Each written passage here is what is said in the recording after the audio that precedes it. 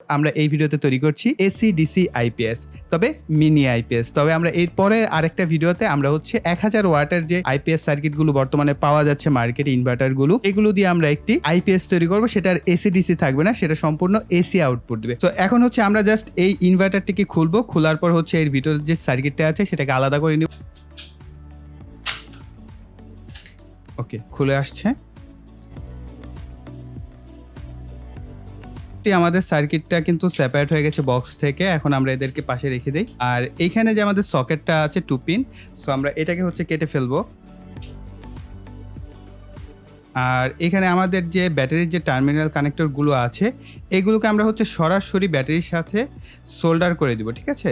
So তার জন্য আমরা এটাকেও কেটে ফেলবো।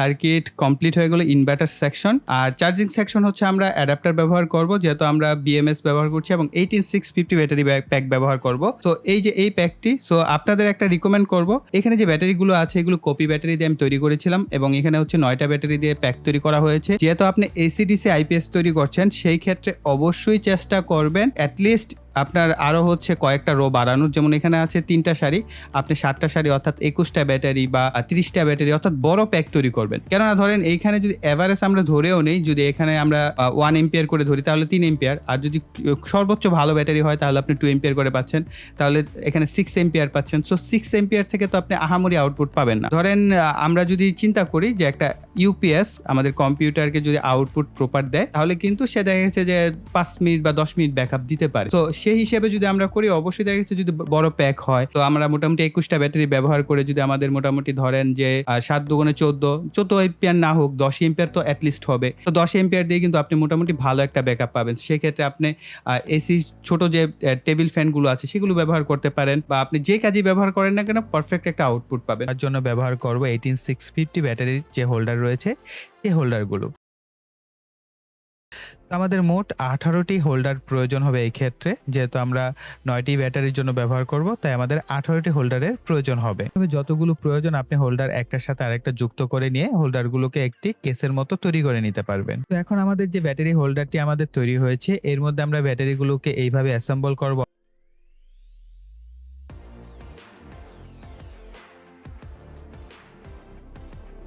এখন আমি প্রতিটি ব্যাটারিতে কিছুটা পরিমাণ সোল্ডার করে নিব।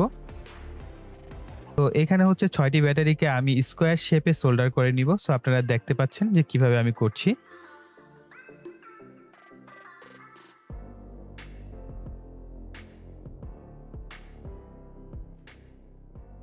তারপর ব্যাটারি প্যাকটিকে উল্টিয়ে একইভাবে আবার স্কোয়ার শেপে আমরা সোল্ডার করে নিব।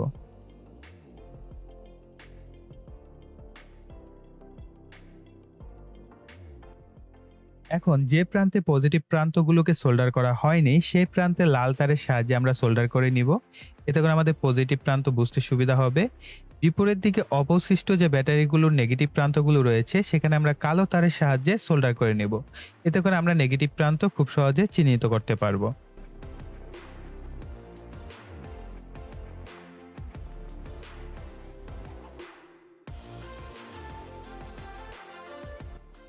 এখন আমাদের একটি বিএমএস প্রয়োজন হবে। এটি হচ্ছে 3S বিএমএস, যার সর্বোচ্চ 25 এম্পিয়ার পর্যন্ত ধারণ ক্ষমতা। তবে আমার মতে এখানে 20 এম্পিয়ারের লোড দেওয়াটাই সবচেয়ে ভালো হবে, কিছুটা লোড হাতে রেখে। বিএমএস এর পিছনের দিকে আপনারা ভোল্টেজ লেভেলগুলো দেখতে পাচ্ছেন। এই ভোল্টেজ লেভেল অনুযায়ী আমাদের বিএমএস টি ব্যাটারির সাথে মূলত সোল্ডার করে নিতে হবে। বিএমএস এর 4টি যে প্রান্ত রয়েছে, এই 4টি প্রান্তের সাথে আমরা 4টি তারকে সোল্ডার করে নিব এবং নেগেটিভের সাথে হচ্ছে কালো একটি তারকে আমরা সোল্ডার করে নিব।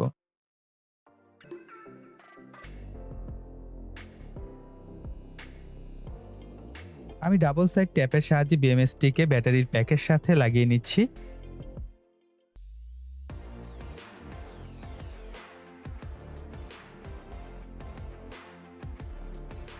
এক্ষেত্রে বিএমএস এর যে নেগেটিভ প্রান্তটি থাকবে, সেটি ব্যাটারির যে আমরা কালো বা নেগেটিভ প্রান্ত বের করে নিয়েছিলাম, এই নেগেটিভ প্রান্তর দিকে রাখার চেষ্টা করবেন। এতে করে আপনার বিএমএস এর আর কোনো ঝামেলা হবে না।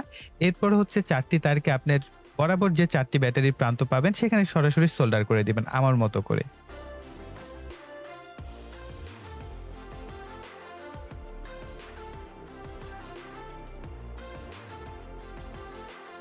এই দুইটা অংশ হচ্ছে উপরে এবং নিচের জন্য। আমরা এখানে যদি সেন্টিমিটার হিসেবে দেখি 15.5 সেন্টিমিটার এবং এইভাবে নেওয়া হয়েছে 13 সেন্টিমিটারের মতো, 15.5 × 13 সেন্টিমিটার। আর এই দুইটা হচ্ছে দুই পাশের জন্য। সো এখানে দুই পাশের অংশে কিছুটা হয়তো কাটাকাটি করা দরকার হতে পারে, সেটা আমরা পরে কাটবো। এখানে হচ্ছে 15.5 সেন্টিমিটার আর এভাবে হচ্ছে নেওয়া হয়েছে 9.5 সেন্টিমিটার, অর্থাৎ পাশটা হচ্ছে 9.5 সেন্টিমিটার। আর একেবারে ফ্রন্ট সাইড এবং ব্যাক সাইডের জন্য দুইটা অংশ, যে আমাদের এই দুইটা অংশ আমি একটার মাপ নিচ্ছি। তো এটা হচ্ছে আড়াআড়ি 9.5 সেন্টিমিটার আর এভাবে হচ্ছে 13 সেন্টিমিটার। ওকে, তো এই হচ্ছে আমাদের মেজারমেন্টটা বলে দিলাম। যদি আপনারা কেউ হুবহু আমার মতো তৈরি করতে চান সেটা করতে পারবে। পিছনের এবং দুই পাশের অংশগুলোকে কমপ্লিট করে ফেলবো।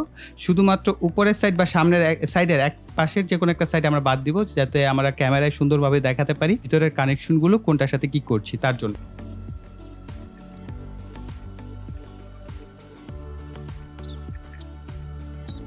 এখন হচ্ছে আমাদের এই ধরনের দুটি ডিসি সকেট প্রয়োজন হবে, আর প্রয়োজন হবে এরকম একটি ডিসি সুইচ। তো রিকমেন্ডেশন থাকবে বড় ধরনের সুইচ ব্যবহার করার, কেননা এই ধরনের ছোট সুইচগুলো কম এম্পিয়ারের হয়ে থাকে। সো বড় সুইচ ব্যবহার করলে বেশি দিন টেকসই হবে। ওকে, সো এবং সামনের দিকে আপনারা দেখতে পাচ্ছেন বড় একটা কাট আউট, ছোট গোল সার্কেলের মধ্যে হচ্ছে ডিসি সকেট এবং সুইচ বসাবো। সো আমরা এই কাজটা করে ফেলি। তো আমরা প্রথমে হচ্ছে সুইচটাকে বসিয়ে ফেলবো।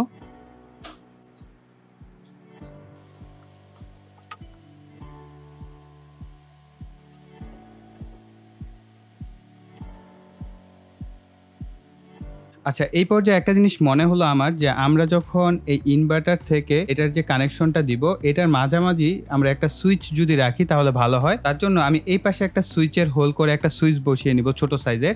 সো আমি এটা একটু কাজটা করে নিচ্ছি। সো আমি হচ্ছে এই পিছনের দিকে একটা সুইচ লাগিয়ে নিয়েছি। সো এখন হচ্ছে আমাদের এই ধরনের একটি সুইচ বোর্ড দরকার হবে। আপনারা জানেন কম্পিউটারের বা আমরা যদি আইপিএস ইউপিএস ব্যবহার করি, তো সেই ক্ষেত্রে কিন্তু আমরা এই ধরনের সুইচ বোর্ডগুলো ব্যবহার করে থাকি। সো এই ধরনের একটি সুইচ বোর্ডের দরকার হবে। তো আমি একটা কাজ করব, এই ভিডিও ডিসক্রিপশন বক্সে আমরা যা যা ব্যবহার করছি তার একটা পূর্ণাঙ্গ লিস্ট আমি ভিডিও ডিসক্রিপশন বক্সে দিয়ে দেবো, এবং যদি পসিবল হয় এই প্রত্যেকটা প্রোডাক্টের বাই লিঙ্ক, দারাজের বাই লিঙ্ক, সেটাও আমি পাশাপাশি দিয়ে দেওয়ার চেষ্টা করবো। সো আপনাদের অনেক সময় আপনারা বলেন যে ভাইয়া লিস্টটা যদি দেন, সো লিস্টটা আপনার ভিডিও ডিসক্রিপশন বক্সে পেয়ে যাবেন। পাশাপাশি প্রত্যেকটা প্রোডাক্টের বাই লিঙ্কও আমি দিয়ে দেওয়ার চেষ্টা করবো, যেটা পাবো। আর যেটা পাবো না সেটার লিঙ্ক তো দেওয়া সম্ভব না। সেই ধরনের সুইচ বোর্ড দরকার হবে। এই সুইচ বোর্ডটা আপনি চাইলে এইভাবে হচ্ছে আমরা এই সামনের দিকে বড় অংশটা করে নেওয়া হয়েছে, আপনি এটার সাথে লাগিয়ে নিতে পারেন। আমরা এটাকে পরেও লাগাতে পারি বা প্রথমের দিকেও লাগিয়ে নিতে পারি। সো আমরা এটাকে পরে একবারে লাস্টের দিকে লাগিয়ে দেন হচ্ছে আমরা এটাকে এটার সাথে সুপার গ্লু দিয়ে লাগিয়ে নিব।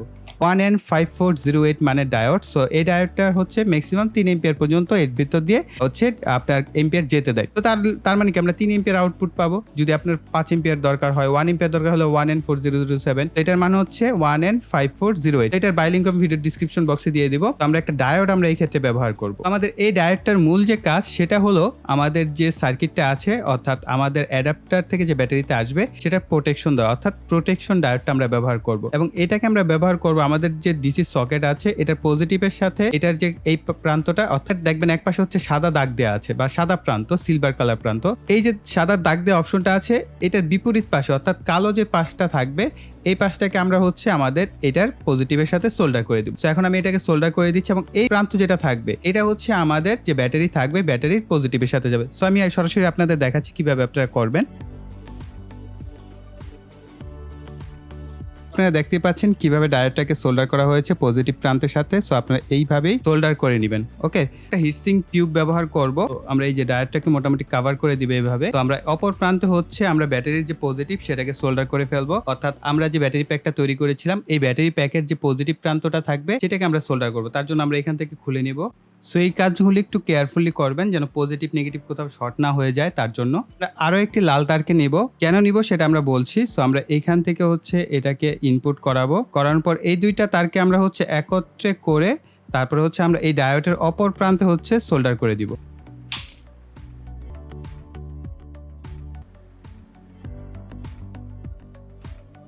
করা হচ্ছে আমরা কালো একটি তারকে আমাদের যে এই সকেট আছে এই সকেটের যে নেগেটিভ প্রান্ত এই দুই প্রান্তের সাথে আমরা সোল্ডার করে নিব, এবং আমরা পাশাপাশি এখানের যে আমাদের ব্যাটারির যে নেগেটিভ প্রান্তটা আছে এটাকেও খুলে হচ্ছে আমরা একত্রে এই যে নেগেটিভ প্রান্ত আছে এটার সাথে শর্ট করে দিব, আমরা এর সাথে কানেকশন করে নিব।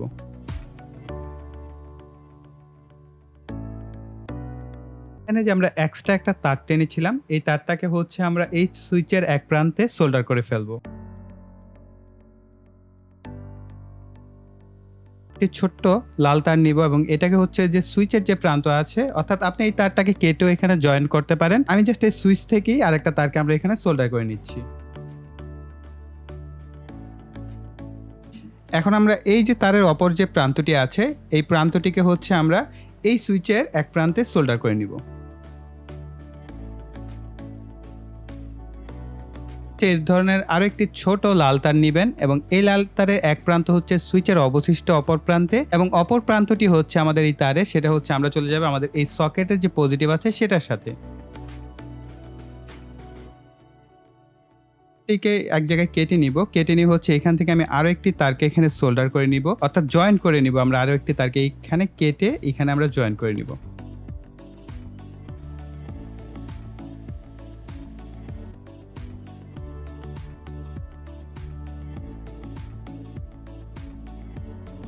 এখান থেকে যে কোনো একটা তারকে হচ্ছে আপনারা এই যে সকেটের যে নেগেটিভ প্রান্তটা আছে এই সকেটের নেগেটিভ প্রান্তের সাথে সোল্ডার করে দিবেন।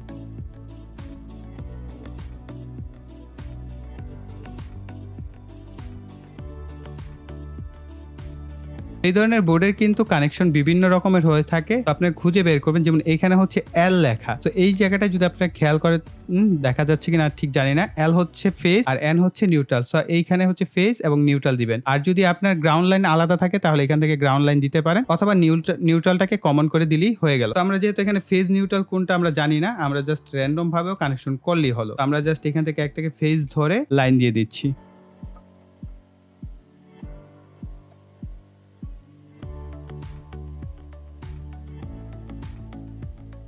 এইখানে যে দুইটা তার আছে এর একটা চলে যাবে হচ্ছে ব্যাটারির পজিটিভে এবং আরেকটা চলে যাবে ব্যাটারির নেগেটিভে। সো আমরা অলমোস্ট এখানে একটা তার বাড়তি রেখেছিলাম, সো আমরা এটার সাথে সোল্ডার করে দিব, অর্থাৎ জয়েন করে নিব। আর হচ্ছে আরেকটা চলে যাবে আমাদের সুইচের যে অপর প্রান্ত আছে, সুইচের এখানে আমরা কানেকশন করব।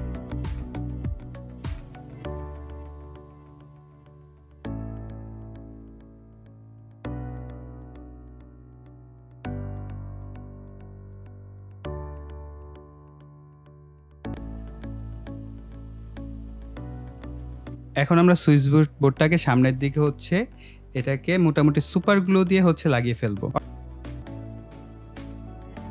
এরপরে হচ্ছে আমরা এই কালো তারের মধ্যে একটা হিটসিং টিউব লাগিয়ে নিব। পরবর্তীতে হচ্ছে আমরা এই যে বাকি যে দুইটা তার, এই দুইটা তারকে আমরা হচ্ছে জয়েন করে ফেলবো।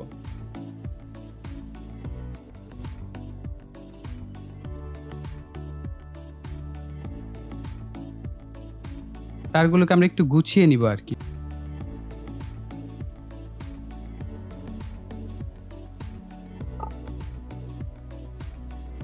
এসি আউটপুটটা একটু চেক করে দেখবো, জাস্ট অন করছি। সো আপনারা দেখতে পাচ্ছেন ক্লিয়ার আসছে কিনা। আমাদের কিন্তু লাল বাতিটা জ্বলছে এবং আমাদের এইখানে কিন্তু এসির যে অন অফ, যদি সুইচটা অফ করি তাহলে অফ হচ্ছে এবং অন করলে অন হচ্ছে।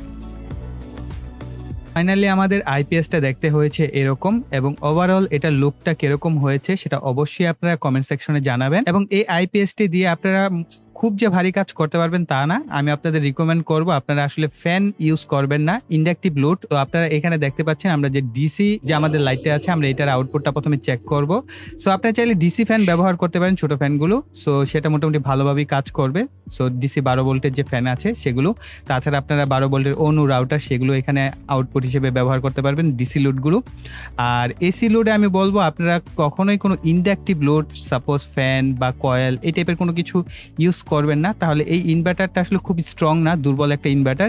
এটা আপনি লাইট ব্যবহার করার জন্য, অর্থাৎ লাইটিং ডিভাইস ব্যবহার করার জন্য পারফেক্ট। সো দেখেন আমরা যদি এখানে 15 ওয়াটের যদি বাতি ব্যবহার করি, সো আমরা চাইলে 2টা বাতি বা 3টা বাতিও ব্যবহার করতে পারবো, তবে এর বেশি না। সো তাহলে আমরা 30 থেকে 40 ওয়াট পারফেক্টলি যদি নেই, তাহলে আমাদের এই ইনভার্টারটা সহজে নষ্ট হবে না, অনেকদিন ব্যবহার করতে পারবেন। আমরা একই সাথে হচ্ছে এসি এবং ডিসি দুইটা লোড দিয়ে দেখি কিরকম আউটপুট দেয়। সো ডিসির আলো কম, এসির আলো কিন্তু চমৎকার আলো।